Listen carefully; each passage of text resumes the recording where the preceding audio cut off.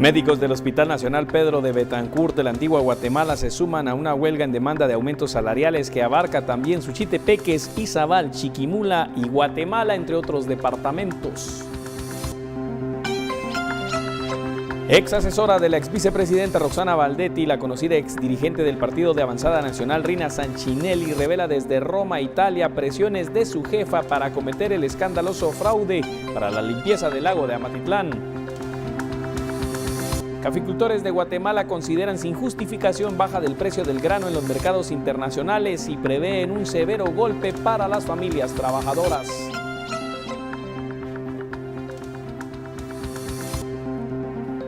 Familiares de las víctimas de la erupción del volcán de fuego protestan con cierre de la carretera contra la decisión de impedirles la búsqueda de sus parientes.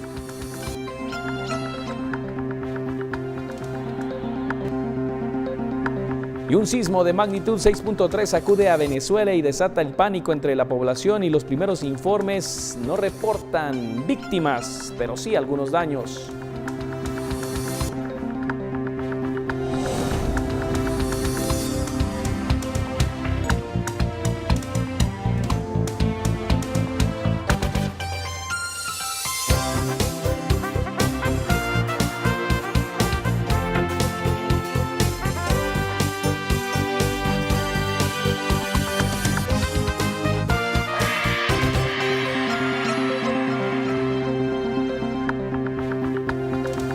¿Qué tal? Muy buenas tardes. Cuando son las 18 horas, iniciamos de inmediato nosotros con este informativo de una hora de Noticiero Guatevisión. Gracias por estar en nuestra sintonía. Le pondremos al tanto de las últimas noticias y sobre todo ese fuerte sismo que ha sacudido Venezuela en horas de la tarde, 6.3 la magnitud que se reporta por el momento, y aunque afortunadamente no se cuantifican víctimas a esta hora, se está realizando un monitoreo para conocer si existen daños estructurales. Estaremos informando al respecto de este tema en unos instantes. Mientras tanto, en Noticias Nacionales vamos a ir de inmediato a conocer qué ocurre con ese conflicto que continúa en el tema de salud. Los médicos del Hospital Nacional Pedro de Betancur de Antigua Guatemala suspendieron de forma parcial el servicio de consulta externa hasta que el conflicto con las autoridades se solucione.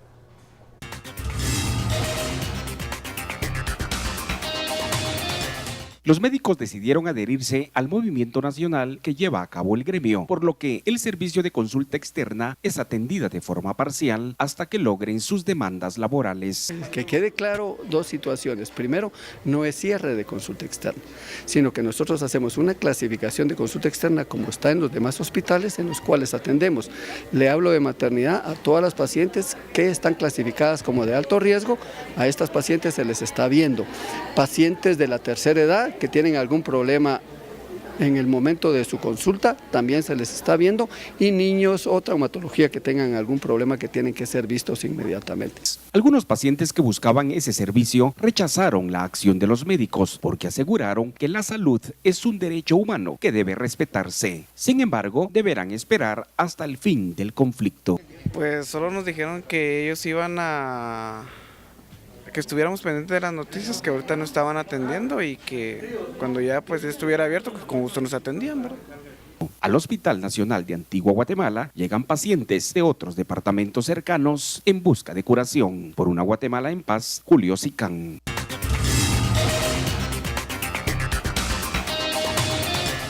Y siempre en este mismo tema, pacientes que llegaron para recibir atención en la consulta externa del Hospital Nacional de Mazatenango se tuvieron que regresar tal como llegaron luego de que médicos tomaron la decisión de apoyar el paro nacional. Según el director del Hospital Nacional, Luis Leonel Jabalois Bolaños, se le informó a los colegas sobre un amparo que existe y que prohíbe que ellos se mantengan en asamblea. Rosario Cifuentes, paciente de consulta externa, dijo que llegó desde las 5 de la mañana para tomar uno de los primeros números con la finalidad de ser atendida. El reloj marcó las 8 y nadie le atendió. Los médicos de turno no quisieron manifestarse ante los medios de comunicación. Y personal médico de los hospitales Nacional e Infantil de Puerto Barrio se declararon en asamblea permanente, además de recibir pacientes en consulta externa de forma parcial como medida de presión en búsqueda de dignificar la labor hospitalaria. Continúan efectuando también peticiones para que otros médicos se unan a nivel nacional.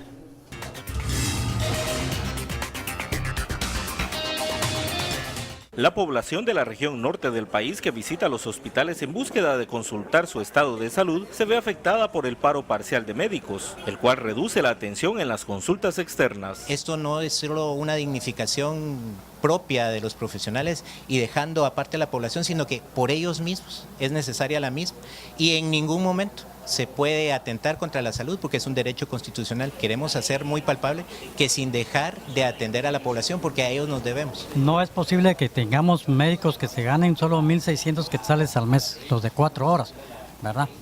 Y los de 8 horas, pues 3.200. Entonces es un sueldo que no va equivalente a un profesional de la medicina. El hospital infantil es el único pediátrico en la región norte de Guatemala, donde a diario llegan alrededor de 500 niños para consulta externa. Sin embargo, los galenos se justifican en que un salario digno apoyaría para una ampliación en la atención médica y una mejor cobertura a los pacientes. Parte de pedir esta dignificación de los profesionales de salud es también abrirle las puertas a que otros profesionales de mayor especialización puedan venir a trabajar a estos hospitales. No tenemos radiólogo en el hospital infantil. Si necesitamos hacer un ultrasonido, la familia debe de pagar en un centro privado.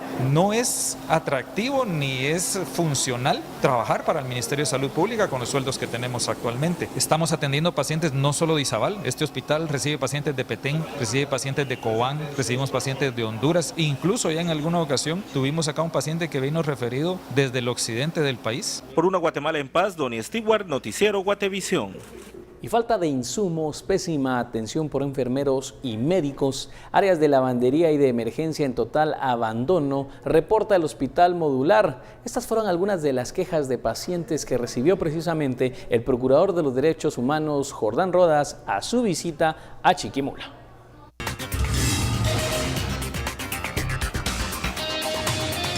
Jordán visitó la consulta externa, emergencia, maternidad y lavandería del hospital para elaborar un informe sobre la situación aguda del establecimiento y entregarlo al Congreso de la República para que puedan aprobar inversión para el sistema de salud que actualmente está en decadencia. Durante su inspección, recibió denuncias de pacientes quienes se quejaron sobre la pésima atención e insumos de dudosa vigencia. Algunos informaron sobre casos de madres que llegan desde la madrugada para obtener turnos en consulta externa y que muchas veces no son atendidas. El servicio de salud pública de Guatemala está colapsado. Se necesita una inversión pública de calidad. Para eso se necesita hacer un gran pacto de país. Hay que invertir más en salud, en educación y menos en defensa, y por eso apostamos a nuestras autoridades a tener sentido común, transparencia y eficacia en el uso de servicios públicos. La salud pública es necesario invertir, si no se queda en demagogia. Otro de los puntos criticados fue el abandono de una casa materna construida por un valor de 1.943.350 quetzales invertidos por la Municipalidad de Chiquimula y que de acuerdo a autoridades del hospital no ha podido ser usada por falta de personal y lentos procesos administrativos. Además, personal de enfermería que no quiso ser identificado para evitar represalias indicaron que es la falta de administración y apoyo del Ministerio de Salud la que mantiene malas condiciones al hospital, que también atiende a personas provenientes de El Salvador y Honduras. En cámaras, José Boya. Por una Guatemala en paz, reportó desde Chiquimula, Mario Morales. Y en otros temas, en el caso conocido como Agua Mágica, el Tribunal de Mayor Riesgo C escuchó a través de una videoconferencia desde Roma, Italia, el testimonio de Rina Sancinelli, exasesora de la exvicepresidenta Roxana Baldetti. A través de este testimonio se logró evidenciar las supuestas presiones ejercidas por la exmandataria para la compra de la llamada Agua Mágica y el interés del expresidente Otto Pérez Molina en el proyecto. Sancinelli fue propuesta como testigo por la defensa de la exvicemandataria. Se trata del señor Mario Alejandro Baldetti Elías. En su testimonio dio a conocer que recibió presiones de Roxana Baldetti a través de llamadas telefónicas, también por mensajes de WhatsApp y correos electrónicos.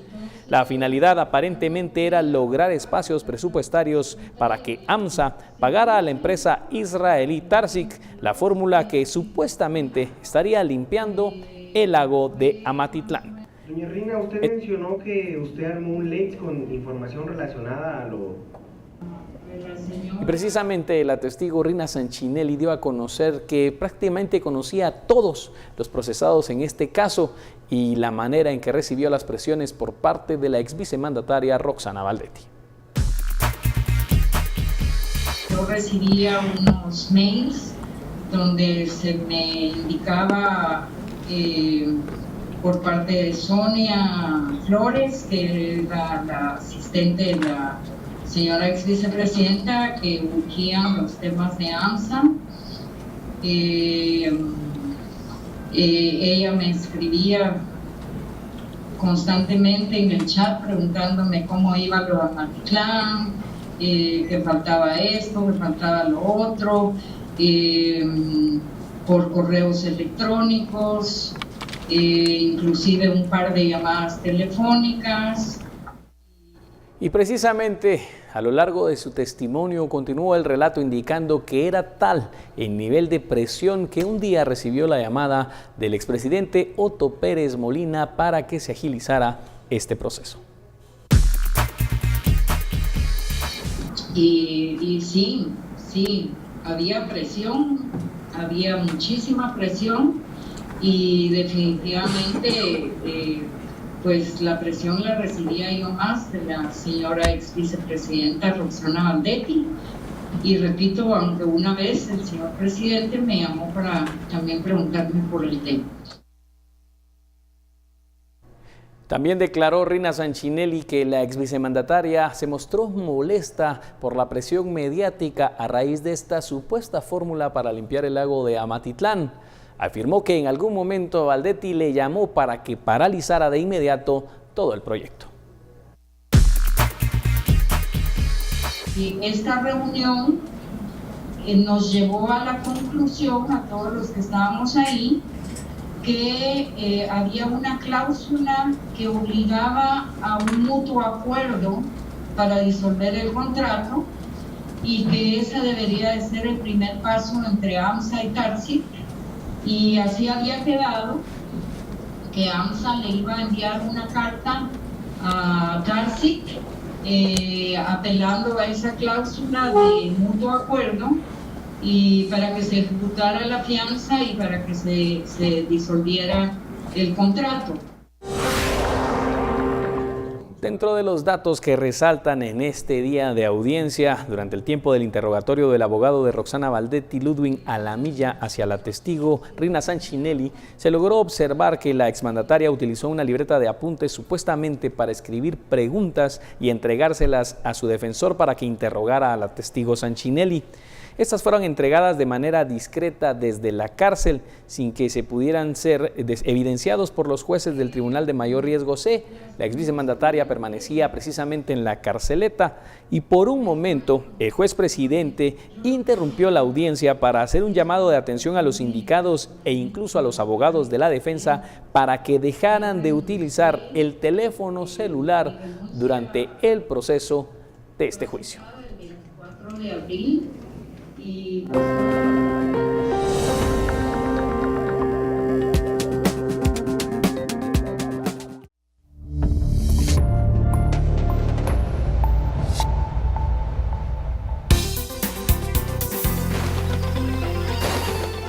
Continuamos conociendo el comportamiento del clima a lo largo del territorio nacional. Les presentamos la última región. Tenemos norte y franja transversal en donde de igual manera continúan las lluvias persistentes. En el área de Izabal tenemos también presencia de tormentas eléctricas. Conoceremos las mínimas y máximas en esta última región de Guatemala. Las mínimas oscilarán entre los 10 a los 23 grados centígrados, mientras que las máximas estarán entre los 22 a los 32 grados. Les presentamos también el informe específicamente para Meseta Central de los próximos 3 días, miércoles, jueves y viernes. Tenemos presencia de lluvia y una temperatura mucho más estable, 26 grados centígrados a lo largo de la ciudad capital. De esta forma nosotros concluimos la información del clima para todos ustedes. Continuamos con más. Nuestro país necesita paz, precisamente este es el tema de nuestro director Haroldo Sánchez en el editorial Entre Líneas.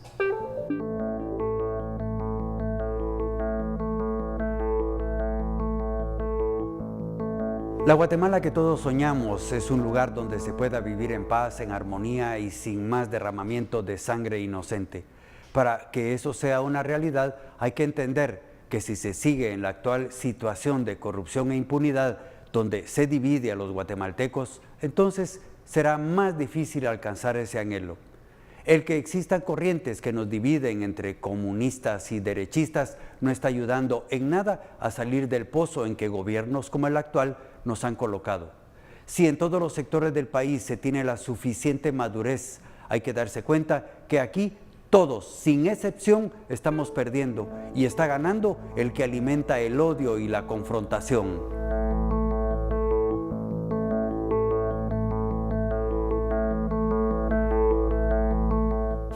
Y el sector caficultor de Guatemala se verá afectado debido al descenso de los precios del saco de café. Ayer el mercado internacional cerró la cotización con un precio menor a los $100. Guatemala produce café desde hace más de 200 años, convirtiéndose en uno de los productores más grandes del mundo. Hoy, este gremio recibió un duro golpe, pues el mercado internacional cerró la cotización del saco de café a $97.25 en la bolsa de Nueva York, un descenso que afectará sobre todo a los caficultores. Este es un golpe mortal para un sector muy noble. Y digo esto porque en todos los países productores el café está representado por familias. Este descenso en el precio del café empezó hace aproximadamente 2 semanas, iniciando con un costo de $110, luego bajó a 105, después a 102, hasta llegar ayer al precio más bajo, un valor que no se había tenido desde junio del 2006. De una taza de café que se vende en cualquier café del mundo, $3.50, $4, y llega hasta $15. Al productor de café le llegan menos de 4 centavos. Según el presidente de Anacafé, el café es buen negocio para todos menos para los productores. Con estos precios la actividad caficultora es insostenible, pues los costos de producción son más altos y eso generará desempleo, pues muchas familias decidirán ya no trabajar con el grano. ¿Por qué razón dicen ahora que hay más oferta de café que demanda y por eso va a bajar? No, señores, esto es un crimen de lesa humanidad que están cometiendo contra los países productores de café. El mayor impacto será en la próxima cosecha que inicia en aproximadamente mes y medio. Por Una Guatemala en Paz, Paula Osaeta y Jorge Hernández. Y el Laboratorio de Análisis de Suelos, Plantas y Aguas de Anacafé, Analab, desde hace 45 años trabaja realizando análisis físico-químicos, es decir, ver cómo están los nutrientes de la planta para que crezca y que se desarrolle una buena producción, no solo en el sector del café, también con la palma, el azúcar, el aguacate. Y precisamente Analab inauguró el área de microbiología que permitirá el diagnóstico del estado de organismos microscópicos en los suelos y productos orgánicos en las regiones cafetaleras del país. En este laboratorio se evaluará productos agrícolas y también fitoparásitos para proponer controles de plagas y enfermedades a través de microorganismos. Algo sostenible debe ser ambientalmente amigable. Hoy en día nos han hablado demasiado del impacto del medio ambiente sobre los cultivos. Una de las medidas de mitigación y de adaptación que tienen las plantas para adaptarse al cambio climático está en enriquecer la diversidad microbiana, así como también contar con una balanceada nutrición. Por esta razón hemos decidido abrir este nuevo servicio para el sector agrícola con fines de obtener la sostenibilidad de los mismos. El vicepresidente Jafet Cabrera se pronunció al respecto de la crisis que viven los cafetaleros. Señaló que esperan salir de la incertidumbre con el apoyo de las autoridades del Ministerio de Agricultura y Ganadería. Luego de que el precio del saco de café descendió por debajo de los $100, indicó que esta es una de las causas. Lo que podría estar afectando es el tema de la roya. Y por eso es que los cafetaleros han estado insistiendo en el apoyo de los fideicomisos para salir adelante en este proceso tan difícil que ha tenido el café, además de los precios muy bajos por la situación que a nivel mundial hay países que están produciendo mucho café, y también el problema de la roya, que ha sido una de las cosas que ha venido a afectar a Guatemala. Pero esto se está viendo en el contexto general. El MAGA está trabajando con ellos, con los caficultores, y esperamos que realmente podamos salir de esta crisis. Y durante las recientes fiestas agostinas, las visitas de turistas salvadoreños superaron a las de 2017. Este año se tiene contabilizado que por lo menos 72.261 turistas, que representan el 13% de crecimiento, llegaron a Guatemala. Los lugares más visitados fueron Antigua Guatemala, la ciudad capital, Retaluleu, Panajachel, Las Verapaces y Petén. Escuchemos parte de las declaraciones del director del Instituto Guatemalteco de Turismo, Jorge Mario Chajón. Esto pues dejó una derrama económica para el país de alrededor de 25 millones de dólares para todo el país en la derrama económica, hoteles, taxis, restaurantes, etcétera. La derrama económica creció alrededor de 15%, eso quiere decir que en este año los salvadoreños tuvieron un gasto promedio más alto. Y en otros temas, los trabajos de un relleno controlado en un hundimiento que se registró en el kilómetro 165,5 en Santa Cruz del Quiché están en riesgo de detenerse porque los fondos asignados no son suficientes y faltan millones de quetzales para terminar estos trabajos.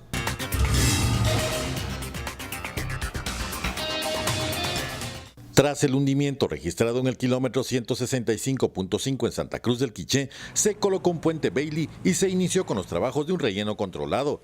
Ahora trasciende que los 3 millones de quetzales que la compañía JJRM invertiría en su construcción no serán suficientes. Faltarán 3 millones de quetzales más. Mire, la propuesta que hizo el ejecutor fue aproximadamente de 6 millones de quetzales.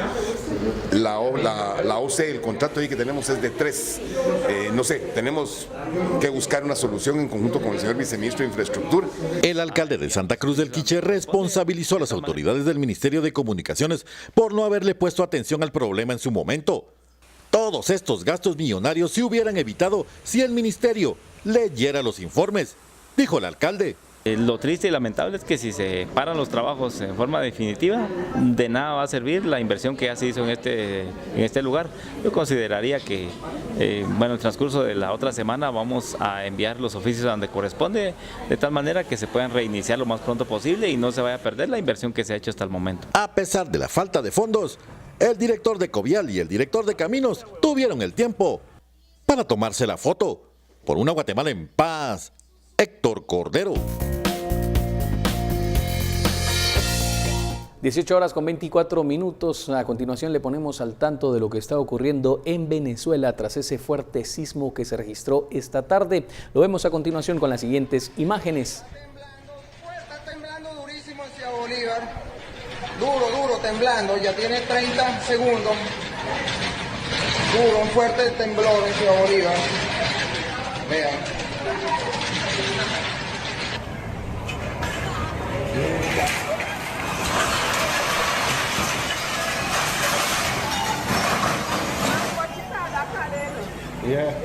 Precisamente estas son las imágenes de ese sismo de magnitud 7.3 que registró el Servicio Geológico de Estados Unidos, pero 6.3 de acuerdo al Instituto de Sismología Local, que sacudió, reiteramos, esta tarde la nación venezolana. Causó pánico en la población sin que hasta ahora se reporten víctimas ni daños. El temblor, que se sintió en la mayor parte del país, ocurrió a las 17:31 horas locales, cuando miles de personas salían de sus trabajos. En Caracas, el movimiento, que duró varios segundos, se sintió con intensidad en edificios altos, muchos de los cuales fueron evacuados por temor a un incidente mayor y a las réplicas. Este movimiento telúrico tuvo su epicentro a 19 kilómetros al sureste de Guaraparo, esto en el estado de Sucre, a unos 400 kilómetros al este de Caracas, y se produjo a una profundidad de por lo menos 0.1 kilómetros, según la Fundación Venezolana de Investigaciones Sismológicas. Las redes sociales se han inundado con mensajes de alarma, especialmente de habitantes de la Gran Caracas, poco habituados a este tipo de fenómenos. Esta zona comprende la capital y toda la periferia. Allí por lo menos viven unos 4 millones de personas, y los dos últimos sismos más fuertes se registraron el 29 de julio de 1967, que tuvo una magnitud de 6.7 en Caracas con más de 200 fallecidos, y el 9 de julio de 1997 con una intensidad de 7 grados en Cariacó, en Sucre, que dejó en ese momento 73 fallecidos. Reiteramos, estas son las imágenes de lo que ha ocurrido. Aún se está monitoreando la situación de los daños. No se reportan por ahora víctimas mortales, pero sí, el pánico continúa debido a las réplicas. También se tienen reportes de que este fuerte sismo de magnitud 6.3 también habría generado pánico y algunos daños en Trinidad y Tobago. Con estas imágenes nos vamos a la pausa comercial. Regresamos en breve con el resumen de lo más relevante a esta hora.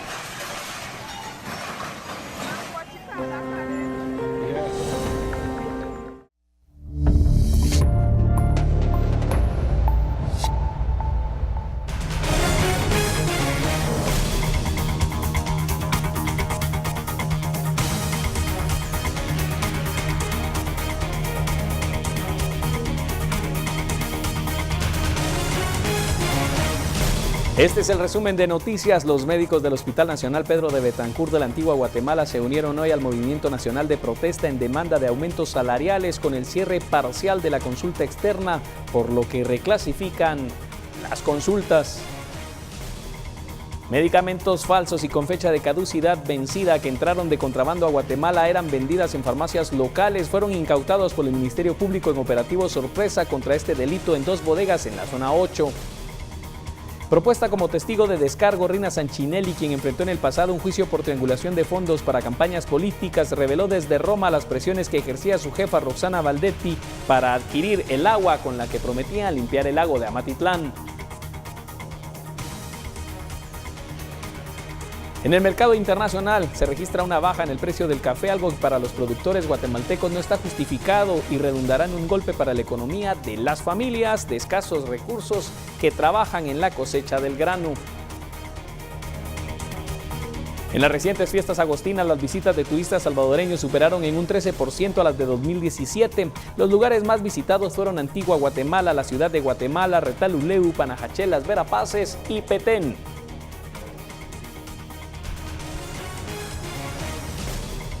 Y un fuerte sismo de magnitud 7.3 según el Servicio Geológico de Estados Unidos y 6.3 de acuerdo al Instituto de Sismología Local sacudió esta tarde la mayor parte de Venezuela sin que se registren víctimas mortales.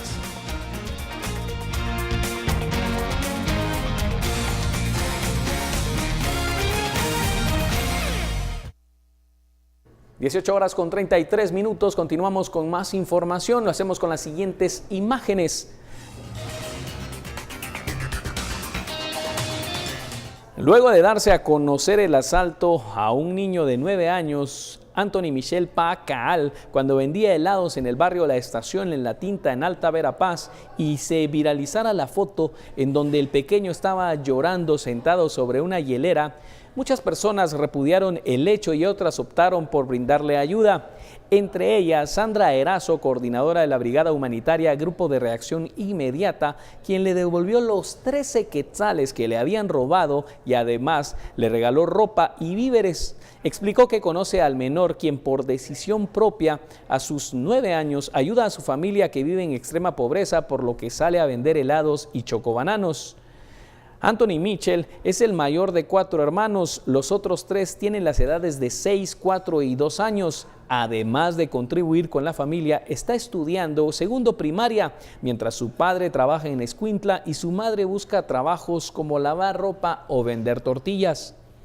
Cualquier donación para la familia de este menor que ayer fue asaltado y le despojaron de 13 quetzales de la venta de helados, usted puede llamar al teléfono 5725-5061, 5725-5061, con la brigada, coordinadora Brigada Humanitaria.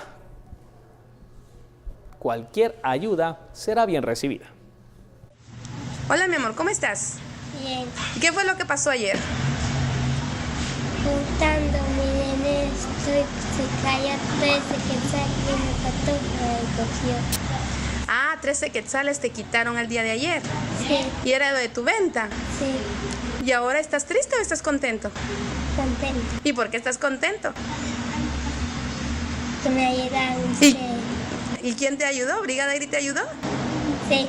¿Estás feliz ahora? Sí. ¿Por qué? ¿Ya comiste cereal? Sí. Y en Quetzaltenango, un grupo de vecinos de la colonia El Vaquero en la zona 9 están cansados por la falta de agua entubada desde hace por lo menos 20 días y por los problemas también con el fluido eléctrico, pues llegaron hasta el consejo para exponer las carencias que tienen y la falta de acciones de las dependencias ediles.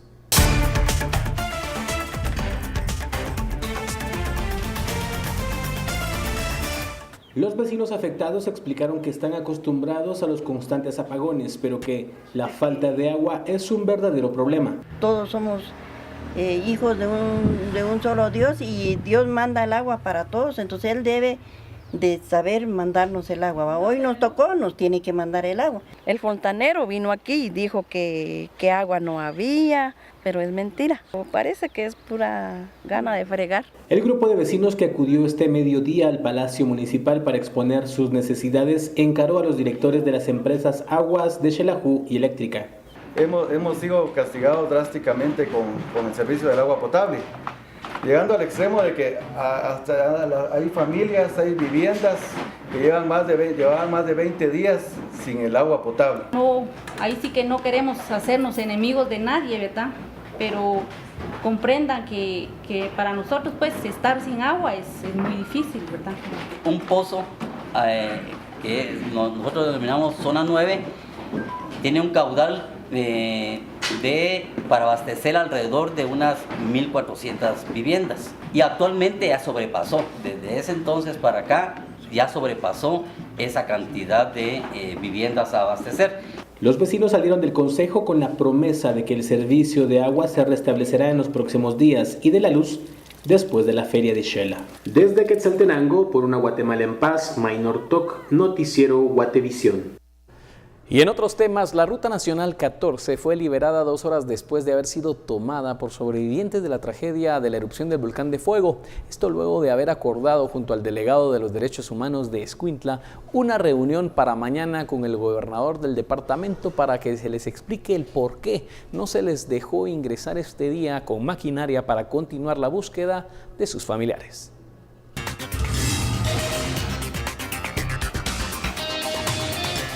Los damnificados están indignados pues aseguran que ninguna autoridad gubernamental les ha apoyado ahora en el rescate de los restos de sus parientes. Agregaron que tienen más de 100 parientes desaparecidos que están soterrados en los lotes y no descansarán hasta localizarlos. Con el problema de que ya no nos quieren dejar entrar, no sé cuál sea, ¿verdad?, el motivo, ¿verdad? Nosotros pues necesitamos seguir sacando las personas que aún están en este lugar, ¿verdad? Y como ustedes pueden ver, ¿verdad?, que hemos puesto letreros, necesitamos ser escuchados de parte del gobierno, el gobernador o del que sea, ¿verdad?, para poder seguir trabajando, ¿verdad?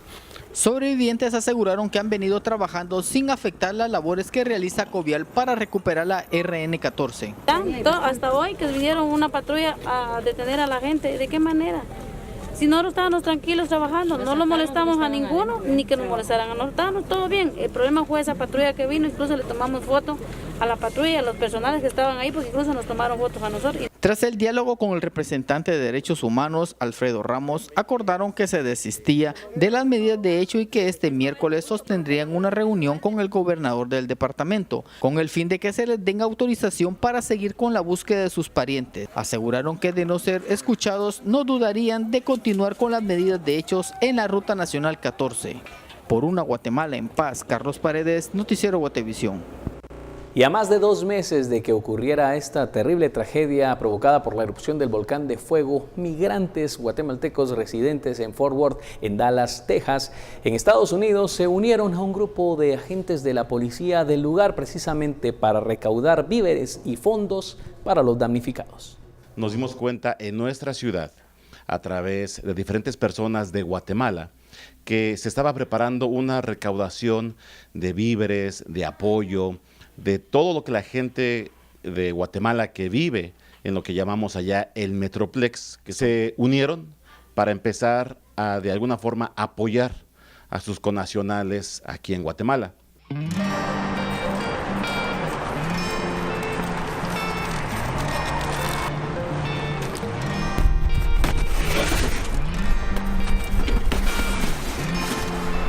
Bueno, pues en estos momentos vamos rumbo a la ciudad de Dallas, donde nos vamos a juntar con unas personas que han sido claves en la recopilación de donaciones para nuestros amigos de Guatemala. Vamos a llevar pues unas cajas que tienen unos monitos o unos juguetes, un detalle sencillo para nuestros niños allá en Guatemala. Estas donaciones van a llegar directamente hasta las manos de familias que están con esta gran necesidad de este centro, de este restaurante de comida guatemalteca que al parecer se llama Denny's.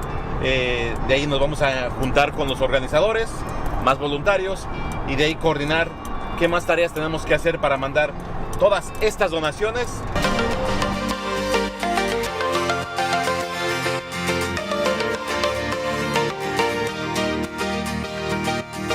Hemos llegado hasta este negocio aquí en la ciudad de Dallas, y todo esto por una unión comunitaria, un apoyo para nuestros hermanos de Guatemala. Todo esto saldrá hoy a las 3 de la tarde para Houston. El Houston saldrá el día 22 para Guatemala, el día 26 estará llegando en el puerto Izabal. No están solos, están siendo vistos, están siendo guiados y están siendo apoyados, aunque sea de distancia, por muchas personas que no todos son de Guatemala, pero todos sí tienen ese corazón humano con ganas de ayudar. Y la violencia continúa afectando a los pilotos y pasajeros de los buses de transporte. Precisamente hoy se registraron 2 ataques, uno de ellos cobró la vida de uno de estos pilotos. Un nuevo hecho de sangre se registró este día en la ruta que se conduce al Atlántico. Kilómetro 15, el ataque se registró en contra del piloto de los buses Pamachán. 2 hombres en moto fueron los responsables de este asesinato. La misma forma de operar utilizaron los sicarios, quienes persiguieron al piloto por varios metros. En el interior del bus de rutas Pamachán de Nueva Concepción a Guatemala se encuentra fallecido el piloto del mismo, identificado como Humberto Aguilar, de 39 años de edad. Del ataque armado resultó herido un pasajero por los vidrios que se quebraron de los impactos de las balas. En horas de la mañana se registró otro ataque en contra de un piloto de los buses de la ruta 203. El piloto salió ileso de los balazos. Por una Guatemala en paz en cámara, Luis H. reporta para Noticiero Guatevisión, Alberto Cardona. Y la Procuraduría de Derechos Humanos publicó el registro de personas fallecidas en hechos violentos sucedidos en el transporte público del 1 de enero al 13 de agosto de este año, donde se contabilizan 117 personas que han fallecido en algún medio de transporte público. Enero fue el mes con mayor número de muertes de usuarios, 7 en total, y en lo que va del año han fallecido 28. En el caso de los pilotos, hasta agosto han fallecido 17. Mayo ha sido el mes con mayor incidencia, 14 ayudantes también han perdido la vida, 17 pilotos de taxis, 20 de tuk-tuk. Se reporta que el mes más violento ha sido enero con 22 fallecidos y hasta ahora abril con 11 muertes ha sido el mes menos violento.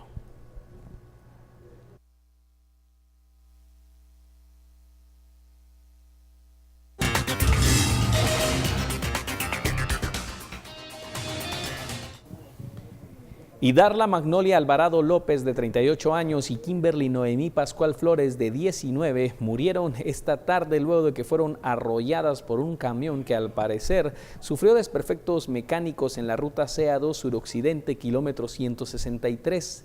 Según los familiares de las víctimas, desde ayer que el tráfico vehicular estaba lento en la ruta de Mazatenango a Cuyotenango, las personas se han dedicado a aprovechar ese tiempo para vender productos en medio del tráfico, pero nunca se imaginaron que por ganar unos centavos iban a perder la vida cuando este vehículo perdió los frenos y las arrolló.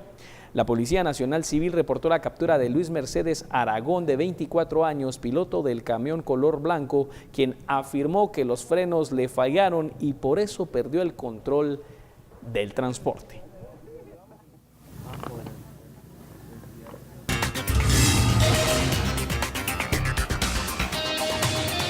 De Suchitepeques vamos a Quiché, donde un hombre bajo efectos de alguna droga llegó a la aldea Tixtún, Cipresales, en Nevaj, Quiché, y macheteó a una mujer y a 2 niños identificados como Cecilia Maldonado, de 32 años, William Tomás Raimundo, de 7, y Brenda Catalina Raimundo, de 5.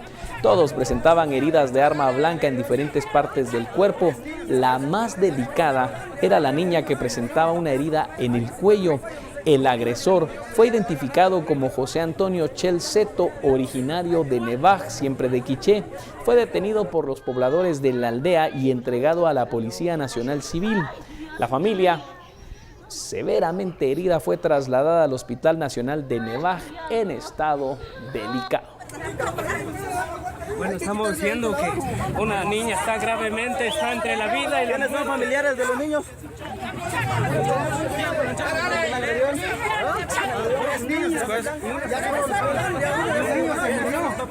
Cambiamos ahora el panorama de las noticias, vamos a otros temas. La sensibilidad de Brasil llega a través de las manos creativas de un artista oriundo de esa nación y que hace una intervención artística a través de un mural.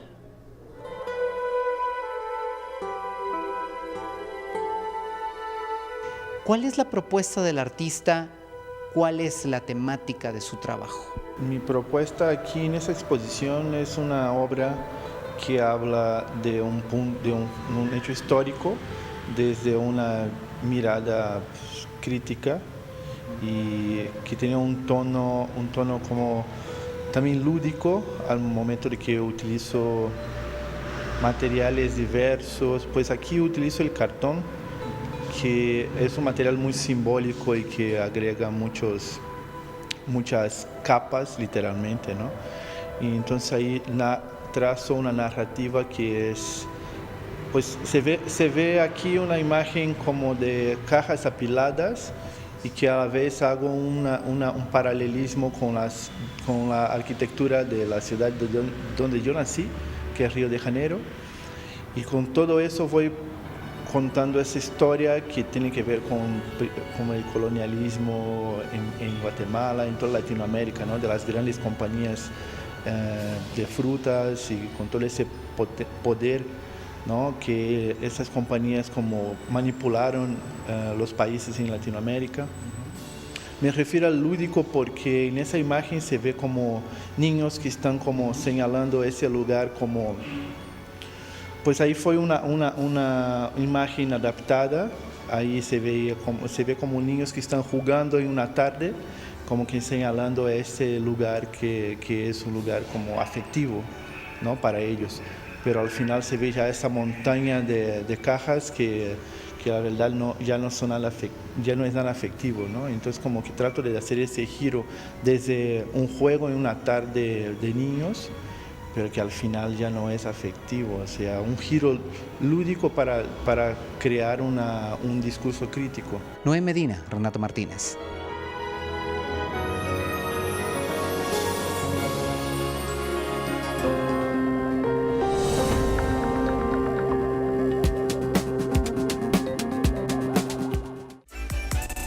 Continuamos con más información y con una inversión que supera el $500,000 de quetzales. Las autoridades ediles y comunitarios de Suculqué participaron en la inauguración de un puente vehicular que busca unir Huehuetenango con Santa Bárbara.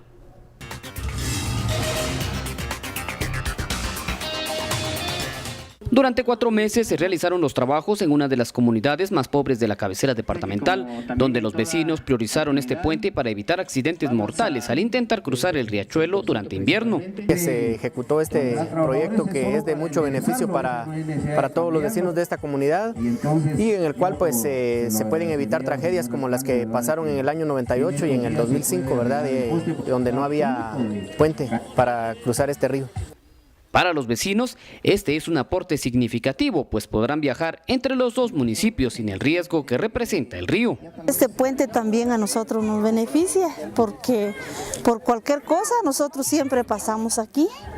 Y cuando nosotros escuchamos la vez pasada que aquí se fue el joven que decían y el señor, pues nos sentimos tristes. Se une una carretera que ya colinda con Xoconilac, Santa Bárbara y demás municipios adelante, ¿verdad? Que ya conecta hasta San Gaspar, Colotenango, todo esto. Esta carretera ya nos une a muchos municipios.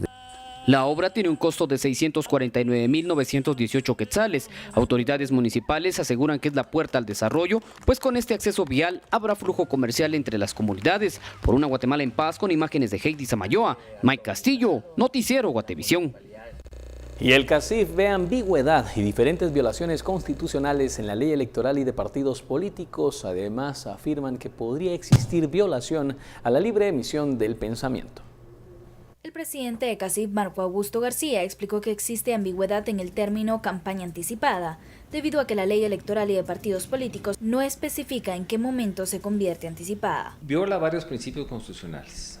En primer lugar, el Tribunal Supremo Electoral le están dando atribuciones de calificar delitos. Esto es una violación a la misma Constitución de la República, pues la calificación de los delitos le corresponde en exclusiva a los tribunales del orden penal, siguiendo el debido proceso. Consideró como grave que las resoluciones del Tribunal Supremo Electoral no se puedan apelar. Consideramos que el hecho de que el Tribunal Supremo Electoral va a fijar las pautas, va a fijar los precios, va a calificar qué tipo de propaganda se hace y qué tipo de propaganda no se hace. Eso es limitar los derechos políticos de los individuos. Además, resaltó lo siguiente. De dónde venga el dinero para las campañas, pues ese va a ser objeto de una fiscalización aparte por los organismos adecuados, pero esto no tiene nada que ver con el tema de financiamiento ilícito. Lo que estamos tratando es que el proceso electoral que se va a tener lugar en el año 2019 sea lo más claro y transparente posible. Por una Guatemala en paz, Verónica Orantes y Silvia López. Y con esta información nosotros concluimos esta emisión. Como siempre los dejamos con imágenes de nuestro bello país, nuestra Guatemala, y los invitamos a las 9 de la noche para que conozcan más información. Con permiso, muy buenas noches.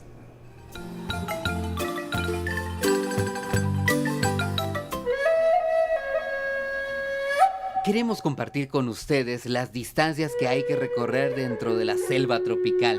Y es que de Carmelita al Tintal hay alrededor de 17 kilómetros. Del Tintal al Mirador hay 28 kilómetros más. Sin embargo, durante el periodo de lluvia se caminan alrededor de 30 a 32 kilómetros. En total son 10 horas de camino. De Carmelita al Mirador hay 45 kilómetros. Importante es mencionar que respete las indicaciones de los guías.